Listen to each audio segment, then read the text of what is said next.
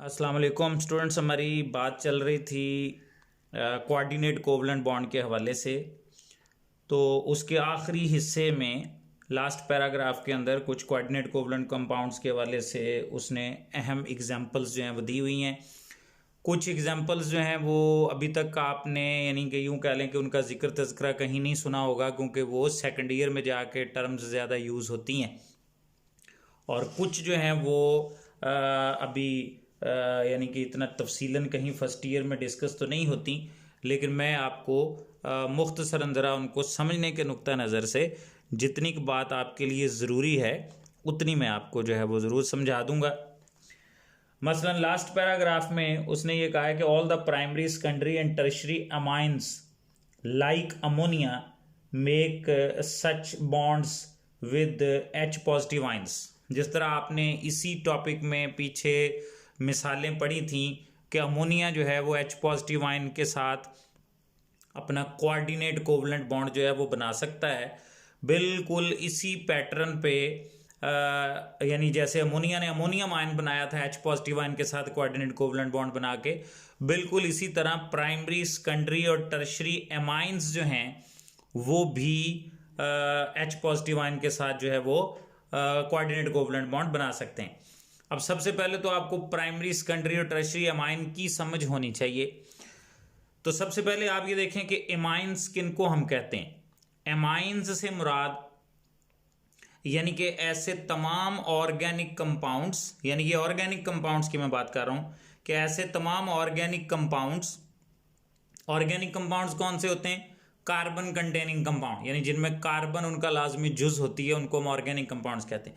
तो ऐसे तमाम ऑर्गेनिक कंपाउंड्स के जिनमें NH2 यानी कि अमाइनो ग्रुप जो कि बतौर फंक्शनल ग्रुप उनके अंदर लाजमन मौजूद हो, उनको हम साइंस की ज़ुबान में एमाइंस कहते हैं। यानी all those organic compounds which contain NH2 यानी अमाइनो ग्रुप अपने अंदर रखते हैं एज फंक्शनल ग्रुप के तौर पे। All those organic compounds are called amines, उन्हें हम साइंस की जुबान में अमाइंस कहते हैं। यानी इसका मतलब NH2 बतौर फंक्शनल ग्रुप उनके अंदर जरूर मौजूद होगा। अब प्राइमरी सेकेंडरी और टर्शरी अमाइंस क्या हैं, उसके लिए पहले जरा आपको प्राइमरी सेकेंडरी और टर्शरी कार्बन जो है इसकी समझ होना बहुत जरूरी है। प्राइमरी कार्बन से मुराद वो कार्बन होती है कि जिसके साथ और कोई दूसरा कार्बन एटम बराह रास्त जुड़ा हुआ ना हो, अटैच्ड ना हो, या जिस कार्बन के साथ ज़्यादा से ज़्यादा सिर्फ एक कार्बन एटम डायरेक्टली अटैच हो, उसे हम प्राइमरी कार्बन कहते हैं। मसलन ये आपके सामने मैंने CH3 लिखा हुआ है, केमिस्ट्री की ज़ुबान में, ऑर्गेनिक की लैंग्वेज में हम इसको मिथाइल ग्रुप कहते हैं। अब इसकी ये जो कार्बन है ये किसी और कार्बन के साथ बराह रास्त अटैच नहीं है, लिहाजा ये भी प्राइमरी कार्बन है। या फिर ये वाली कार्बन जो कि डायरेक्ट सिर्फ एक कार्बन के साथ अटैच है, ये कार्बन जो है इसको भी हम प्राइमरी कार्बन कहेंगे। अब प्राइमरी अमाइन फिर क्या हुआ?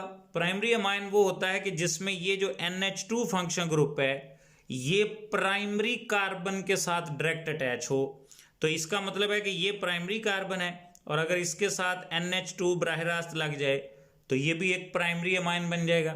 या जैसे ये जो CH2 है इसकी ये जो कार्बन है ये प्राइमरी है क्योंकि ये डायरेक्ट सिर्फ एक ही कार्बन से अटैच है, और इसके साथ NH2 लग जाए तो ये भी प्राइमरी अमाइन ही कहलाएगा। इसी तरह सेकेंडरी अमाइन यानी वो कार्बन जो डायरेक्ट दो कार्बन्स के साथ अटैच हो, वो सेकेंडरी कार्बन कहलाती है।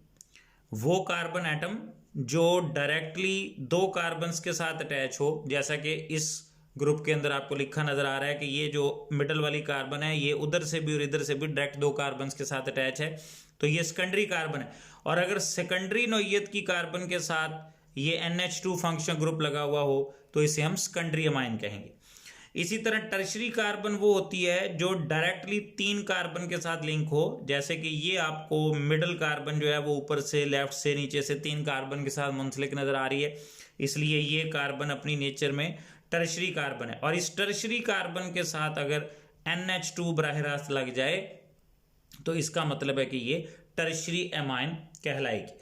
अब ये प्राइमरी अमाइंस, सेकेंडरी अमाइंस और टर्शियरी अमाइंस जो हैं, इनमें ये नाइट्रोजन के पास जो है ये लोन पेयर मौजूद होता है, और इसी लोन पेयर की मदद से ये NH2 ग्रुप जो है ये किसी H पॉजिटिव आयन को अपने साथ मिला सकता है कोऑर्डिनेट कोवलेंट बॉन्ड के जरिए। मिसाल के तौर पर चलें, मैं ये आपको एक एग्जांपल देता हूँ कि जैसे ये एक H पॉजिटिव आयन है, तो जैसे पीछे आपने वो हाइड्रोनियम आयन और ऑक्सोनियम आयन वगैरह की मिसालें पढ़ी, इसी तरह नाइट्रोजन अपने इसी लोन पेयर की मदद से इस हाइड्रोजन को अपने साथ अटैच कर सकती है। और जैसे मैंने पिछले लेक्चर में समझाया था कि फिर ये पॉजिटिव चार्ज खत्म हो जाएगा, लेकिन नाइट्रोजन पे पॉजिटिव आ जाएगा कि उसने लोन पेयर इस्तेमाल किया। इसी तरह ये सेकेंडरी एमाइन जो है, इसमें भी ये नाइट्रोजन के पास लोन पेयर है, ये भी अगर आप चाहें तो इस तरह H पॉजिटिव आयन के साथ इसको कोऑर्डिनेट कोवलेंट बॉन्ड के जरिए बॉन्डिंग करते देख सकते हैं कि नाइट्रोजन जो है वो अपने लोन पेयर की मदद से इस H को अपने साथ कोऑर्डिनेट कोवलेंट बॉन्ड के जरिए मुंसलिक कर लेती है और नाइट्रोजन के ऊपर इस तरह पॉजिटिव चार्ज आ जाएगा। और इसी तरह ये प्राइमरी अमाइन की नाइट्रोजन भी यूं कर सकती। तो ये कोऑर्डिनेट कोवलेंट बॉन्ड जो है वो इस तरह बन सकते हैं प्राइमरी, सेकेंडरी और टर्शियरी कार्बन के अंदर। इसी तरह आगे फिर वो कह रहा है, ये फास्फोनियम वाली मिसाल जो थी वो मैंने आपको पीछे दी हुई है, वो PH3 वाली लास्ट लेक्चर के अंदर। उसके बाद उसने आगे लिखा है कि coordinate covalent bonds are present in nitric acid, कि नाइट्रिक एसिड के अंदर भी कोऑर्डिनेट कोवलेंट बॉन्ड होते हैं। ये नाइट्रिक एसिड है HNO3, यानी एक हाइड्रोजन, एक नाइट्रोजन और साथ 3 ऑक्सीजन जो हैं वो मुंसलिक होंगी। नाइट्रिक एसिड के स्ट्रक्चर में ये आपके सामने मैंने कुछ आधा स्ट्रक्चर इसका अभी पहले से लिखा हुआ है, बाकी मैं आपको अभी समझा देता हूं। यानी एक हाइड्रोजन, एक नाइट्रोजन और 3 ऑक्सीजन इन्होंने आपस में अटैच होना है। देखें कोई एटम किस तरह अटैच होगा, उसके लिए जरा पहले आपको एक चीज समझनी है। ये मैंने लेफ्ट साइड पे ऊपर कुछ चीजें बयान की हैं, इनको जरा आप देख लें। ये मैंने आपको चंद एक जो आम मशहूर एटम इसके अंदर आपको लिखे नजर आ रहे हैं, उनके आपको कोवलेंट बॉन्ड बताए हुए हैं कि एक वक्त में वो कितने कितने कोवलेंट बॉन्ड बना सकते हैं। अगर आपको इनकी समझ आए तो फिर आपको ये स्ट्रक्चर जो है वो समझना आसान हो जाएंगी। हाइड्रोजन एक वक्त में सिर्फ एक ही कोवलेंट बॉन्ड बना सकता है अंडर ऑर्डिनरी कंडीशन, आम हालात में। ऑक्सीजन 2 बनाता है। नाइट्रोजन एक वक्त में 3 कोवलेंट बॉन्ड बनाता है। हैलोजन जो है, एक्स से मुराद हैलोजन है, फ्लोरीन, क्लोरीन, ब्रोमीन, आयोडीन, ये सारे एक वक्त में एक ही कोवलेंट बॉन्ड बनाते हैं। कार्बन 4 तक बना सकती। अब ये HNO3 के अंदर ये हाइड्रोजन, नाइट्रोजन और ऑक्सीजन, इन एटमों को इस तरह आपस में हमने अटैच करना है एक दूसरे के साथ कि उनके इतने इतने कोवलेंट बॉन्ड जो हैं वो भी बने हुए हों, यानी वैलेंसी उनकी दूसरे लफ्जों में यूं कह लें कि पूरी होनी चाहिए और उसका स्ट्रक्चर भी बन जाए। तो ये सेंटर में ऑक्सीजन और एक तरफ उसके हाइड्रोजन हमने लिख दी। इसका मतलब ऑक्सीजन का भी एक बॉन्ड हाइड्रोजन के साथ मुकम्मल हो गया, और हाइड्रोजन तो एक वक्त में जैसे मैंने कहा कि एक ही बना सकती है, तो वो ये एक बॉन्ड उसका बन गया। नाइट्रोजन एक वक्त में 3 कोवलेंट बॉन्ड बनाती है, तो एक उसने इधर ऑक्सीजन के साथ बना लिया। ऑक्सीजन के भी 2 बॉन्ड ये पूरे हो गए, नाइट्रोजन का भी एक बन गया। अब नाइट्रोजन ने 2 अपने कोवलेंट बॉन्ड और बनाने हैं, लेकिन आप देख सकते हैं कि उसके इर्द गिर्द मैंने ये 2 ऑक्सीजन लिखी हैं। अब ये जो 2 ऑक्सीजन मैंने लिखी हैं, अब ऑक्सीजन एक वक्त में जैसे आप देख सकते हैं कि ये 2 बॉन्ड बना सकती है, तो ये दोनों इसके साथ 2 नहीं बनाएंगी, क्योंकि अगर ये दोनों 2-2 बनाएंगी तो ऑक्सीजन के तो 2-2 बॉन्ड पूरे हो जाएंगे, लेकिन नाइट्रोजन के 5 हो जाएंगे, 2 इधर 2 इधर और ये 1। तो ये ऐसे नहीं हो सकता। इसलिए इन दोनों में से किसी एक ऑक्सीजन ने अपना डबल बॉन्ड बनाना है, यानी डबल कोवलेंट बॉन्ड, चाहे ऊपर वाली बना ले या नीचे वाली बना ले। मिसाल के तौर पर मैं कहता हूं कि ये उसने बना ली, तो अब आप देख सकते हैं कि नाइट्रोजन के भी 3 बॉन्ड पूरे हो गए कोवलेंट बॉन्ड, और ऊपर वाली ऑक्सीजन के भी 2 कोवलेंट पूरे हो गए, क्योंकि वो 2 ही बना सकती है, तो 2 उसने बना लिए। अब ये जो ऑक्सीजन रह गई है, इसके साथ नाइट्रोजन कोऑर्डिनेट कोवलेंट बॉन्ड बनाएगी अपने लोन पेयर की मदद से, जो नाइट्रोजन के पास होता है। अभी ये आपके सामने मैंने ये यहाँ पिछली स्ट्रक्चर में दिखाया भी है ना कि ये लोन पेयर होता है नाइट्रोजन के पास, तो उस लोन पेयर की मदद से नाइट्रोजन अपना कोऑर्डिनेट कोवलेंट बॉन्ड बना सकती है। तो चाहे ऊपर कोऑर्डिनेट बना ले, नीचे डबल बना ले, चाहे ऊपर डबल बना ले, नीचे कोऑर्डिनेट बना ले, यानी कहने का मतलब ये है कि इन दोनों ऑक्सीजनों में से किसी एक के साथ उसने डबल कोवलेंट बॉन्ड बनाना है और एक के साथ उसने कोऑर्डिनेट कोवलेंट बॉन्ड बनाना है। तो ये नाइट्रिक एसिड का स्ट्रक्चर बन गया। इसी तरह आखिर में वो कह रहा है कि बहुत सारे जो ऑक्सी एसिड्स ऑफ हैलोजेंस हैं, ऑक्सी एसिड्स ऑफ हैलोजेंस का मतलब होता है यानी हैलोजेंस के ऑक्सीजन कंटेनिंग एसिड्स, उनको हम ऑक्सी एसिड्स ऑफ हैलोजेंस कहते हैं। तो हैलोजेंस के जो ऑक्सीजन कंटेनिंग एसिड्स होते हैं वो उनके अंदर भी आपको कोऑर्डिनेट कोवलेंट बॉन्ड जो हैं वो नजर आते हैं। किसके दरमियान? हैलोजन के एटम और ऑक्सीजन के एटम के दरमियान। मसलन अब यहाँ पे आपकी बुक में उसने 3 ऑक्सी एसिड्स ऑफ क्लोरीन दिखाए हुए हैं और ये 3 जो ऑक्सी एसिड्स ऑफ क्लोरीन है इसमें क्लोरीन के एटम और ऑक्सीजन के एटम के दरमियान कोऑर्डिनेट कोवलेंट बॉन्ड पाए जाते हैं। मसलन पहला है HClO2, तो उसमें ये HClO2, तो ये आप देख सकते हैं एक हाइड्रोजन, एक क्लोरीन और 2 ऑक्सीजन है।